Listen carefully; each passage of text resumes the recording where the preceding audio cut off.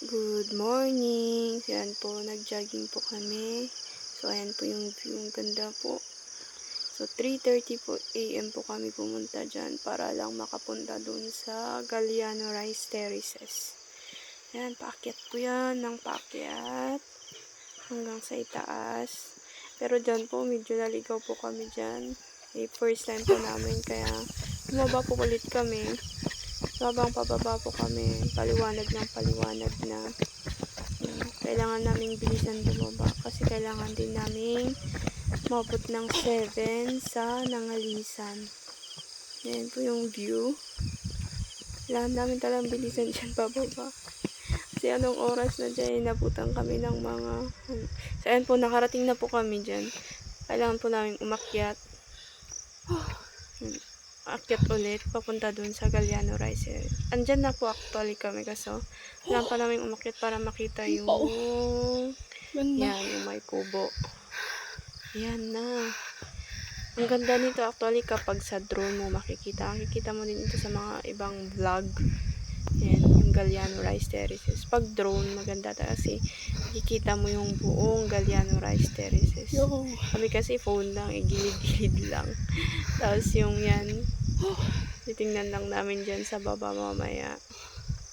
Para lang makita yung nasa baba. Yan, naakyat pa kami dyan sa may kubo. Kasi dyan po talaga yung pinaka-main daw. Yan.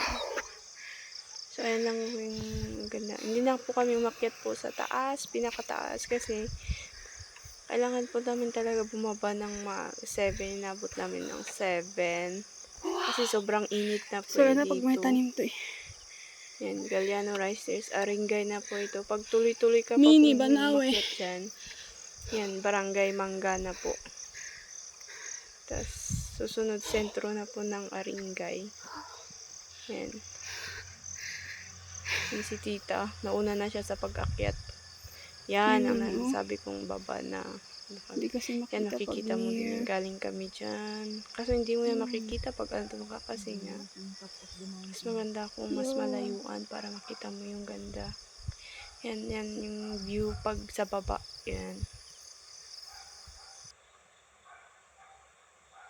Ganda oh. Yan, bumalik si tita kasi nga may nakita siyang kalabaw. Sabi niya may nakataling na kalabaw sa daan. Dito kami galing. Yan, yung view po sa itaas. Yan. Po yung mga pictures namin na nakuha. Napapost-post na lang. Sa kabila, hindi kami makapunta dun sa kabila nun. Kasi kulang sa time. Kaya pag sa susunod, dapat mas maaga pa, mga 3:30. So, yan yung view sa Galiano Rice Terraces, bandang 5:30 to 6. Yan. Mga 6:12 or 6:15 kami bumaba. Yan. Yan mismo sa may daan mo makikita. Yan. May mountain kang makikita dyan na ang taas. Kasi hindi namin alam kung anong mountain yan. Pero ang ganda niya. Yan sa mismo papuntang Galiano Rice Terraces po yan. Diba ang ganda? Tapos nakaka-relax tingnan. Kasi napaka-serene kahit na may mga bahay. Pero konti lang naman yung mga bahay dyan sa ibaba. Kasi hindi sila maingay. Mga insects naririnig mo dyan. Yan. Diba ang aga namin pumunta. Yun. Ganda talaga niya. Kumuha kami ng litrato.